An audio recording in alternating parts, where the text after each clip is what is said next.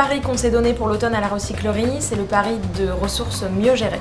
D'abord, on essaye de répondre à une demande du quartier. C'est un quartier qui est historiquement le foyer des puces. On cherche à être cohérent par rapport à une idée qui est que on peut créer des lieux de destination avec des thématiques fortes autour du thème du réemploi, mais en allant en plus chercher des choses que l'on va réutiliser pour les rendre belles et pour les mettre en scène. Et cet aspect du réemploi, on le retrouve dans notre programmation avec des troc parties et des ventes Emmaüs qui sont organisées plusieurs fois par an à la recyclerie. Ça passe aussi par notre atelier de réparation dans lequel quand on va avoir un objet cassé, on va se dire en fait je vais peut-être essayer de le réparer ou je vais peut-être essayer de partager des choses. Donc en fait n'importe quel déchet, n'importe quelle ressource, c'est aussi repenser notre manière de consommer, de jeter et comment on fait pour mieux le gérer. Nous on essaye de gérer nos ressources à la recyclerie, notamment avec la cantine et notre centre de tri, dans lequel à la fin de votre repas vous allez trier ce qui reste sur votre plateau, qui va aller soit à nos poules, soit à notre compost. Et puis on a aussi les adhérents qui vont valoriser leurs déchets organiques à la recyclerie en nous amenant leur bioseau à compost. On a aussi eu plusieurs conférences qui ont toujours la volonté et l'objectif de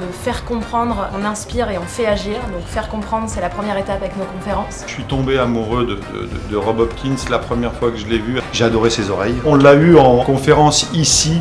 Ça fait du bien de voir des personnes aussi charismatiques savoir embrasser avec autant de facilité et d'humour des sujets qui sont aussi complexes. Le passage à l'automne, il y a une mini période comme ça où d'un seul coup tout le monde reste un peu figé chez soi sans bouger. Tu sens que tu sors d'une période où tout le monde est très dehors, tout le monde a les idées qui sont très légères d'une certaine manière. D'un seul coup bascule sur un moment où ça redevient presque plus studieux, parce que l'été est relativement peu studieux, c'est beaucoup plus festif, et les gens sont mûrs pour les sujets de fond, comme si l'automne était propice à des sujets de fond. On a plus envie d'être à l'intérieur sur des endroits plus chaleureux, plus cosy, et à la limite on va sur la terrasse avec un petit plaid et un grog. Du coup c'est vrai qu'on est peut-être plus attiré par notre bibliothèque avec nos livres sur plein de thématiques et sur comment on peut agir et comment on peut s'engager.